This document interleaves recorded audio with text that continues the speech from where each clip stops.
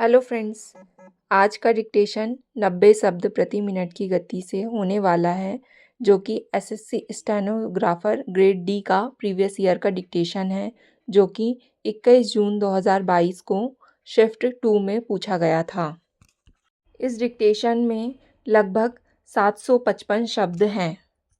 आपको इस डिक्टेशन को लिखना है, ट्रांसक्राइब करना है और देखना है कि आपकी गलतियाँ कितनी आ रही हैं। और पीडीएफ के लिए नीचे टेलीग्राम का लिंक है।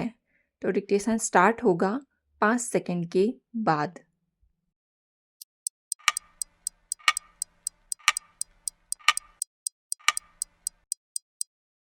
माननीय सभापति महोदय, मैं आपका बहुत आभारी हूँ जो आपने मुझे इस बिल पर बोलने के लिए समय दिया है। यह जो बिल सहकारिता समिति को एक समिति में भेजने का निश्चय किया गया है, जिस पर कल से बहस हो रही है, उस पर मैं आपके आदेश से कुछ कहना चाहता हूँ।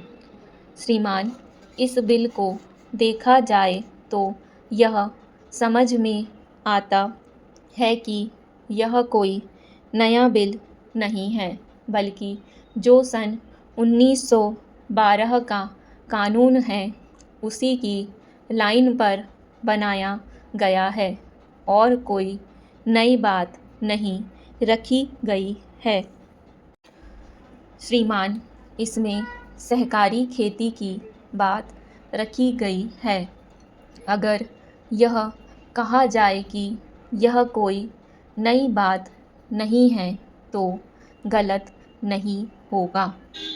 जहाँ तक सहकारी खेती का संबंध है तो उसकी तरफ जनता और विशेषकर किसानों का बिल्कुल कोई झुकाव नहीं है और उनका झुकाव ना होने के कारण उन्होंने उस सीमा तक नहीं अपनाया जितनी सरकार को आशा थी।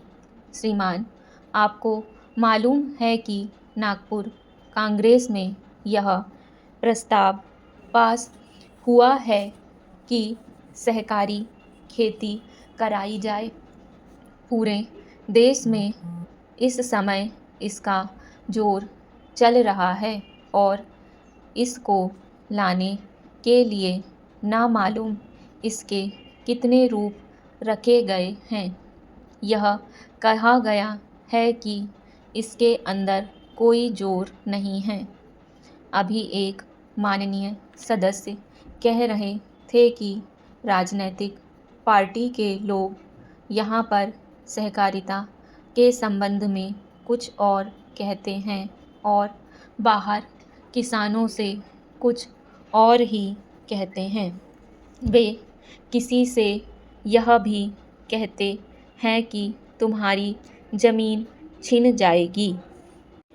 मैं यह निवेदन करना चाहता हूँ कि यह जो कहा गया है और किसानों के अंदर जो भावना पैदा होती है, वह इस बिल से स्पष्ट होती है कि वह गलत भावना नहीं है। मैं यह जानना चाहता हूँ कि जब किसान पार्टी का जोर बढ़ा और किसानों की आवाज़ ऊंची हुई तो सरकार ने, हमारे नेताओं ने यह कहना शुरू कर दिया कि हम सहकारी खेती को किसानों के ऊपर लादना नहीं चाहते, बल्कि यह तो किसानों की इच्छा पर है। लेकिन इसके साथ ही साथ एक बार मैं पहले भी निवेदन कर चुका हूँ और फिर भी निवेदन करना चाहता हूँ कि नेताओं का अपना विचार होना चाहिए। किसी सभा में जब यह कहा गया है कि यह जो सहकारी खेती शुरू हुई है, यह तो अंत में सामूहिक खेती की ओर ले जाएगी। माननीय सभापति महोदय, उन्होंने कह दिया है कि स्पष्टतया अगर सामूहिक खेती होती है तो इसमें मुझे कोई आपत्ति नहीं है। मैं यह भी कहना चाहता हूँ कि इस बिल को देखने से यह स्पष्ट होता है कि उस सहकारी समिति के जितने सदस्य होंगे वह अपनी अपनी ज़मीन को एक साथ कर लेंगे और अगर समिति से निकलना चाहेंगे तो एक साथ अधिक ज़मीन उसको नहीं मिल सकती है। इस बिल के संबंध में इस सदन के सरकारी दल वाले लोगों ने और विरोधी दल के लोगों ने बहुत सी बातें कही हैं। जैसा कि यह बिल है, इसको अभी समिति के सामने विचार के लिए जाना है और वहाँ से विचार होने के बाद यह इस सदन के सामने फिर से विचार के लिए पेश किया जाएगा।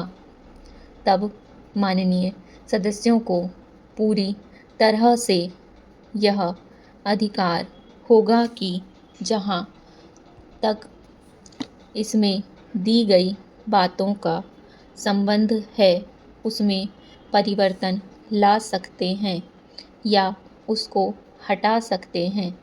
कल से जो बातें हो रही हैं वह सब नोट की गई हैं और मैंने बहुत सी बातों को सुना है। इस समिति में उन सब बातों पर विचार किया जाएगा। बहुत से माननीय सदस्यों ने इस तरह की बातें कही हैं, वह बहुत आवश्यक मालूम हुई हैं और जैसा कि मैंने कहा है उन पर विचार किया जाएगा। जहाँ तक सहकारिता का संबंध है, चाहे सरकारी दल वाले माननीय सदस्य हों, चाहे विरोधी दल वाले माननीय सदस्य हों, सबकी यह मांग है कि जब हम जनता के राज में विश्वास करते हैं और अपने यहाँ जनता का राज स्थापित किया है और जबकि देश में गरीबी है और उसका गलत लाभ भी उठाया जाता है, तब सहकारिता की बहुत आवश्यकता है। इसको रोकने की आवश्यकता है। यह सभी लोगों की राय है। जहाँ तक इस सहकारी बिल का संबंध है, बहुत से माननीय सदस्यों ने बहुत सी बातें इसके संबंध में कही हैं। मैं सब बातों का विस्तृत उत्तर तो नहीं दे सकता हूँ, लेकिन मैं थोड़े शब्दों में विशेष बातों का उत्तर देने का प्रयत्न करूँगा। हमारे यहाँ गरीबी और अमीरी की गहरी खाई चली आ रही है, जिसका आज भी समाज में गलत लाभ उठाया जाता है। स्टॉप। डिक्टेशन पसंद आए तो वीडियो को लाइक तथा चैनल को सब्सक्राइब कर लें। धन्यवाद।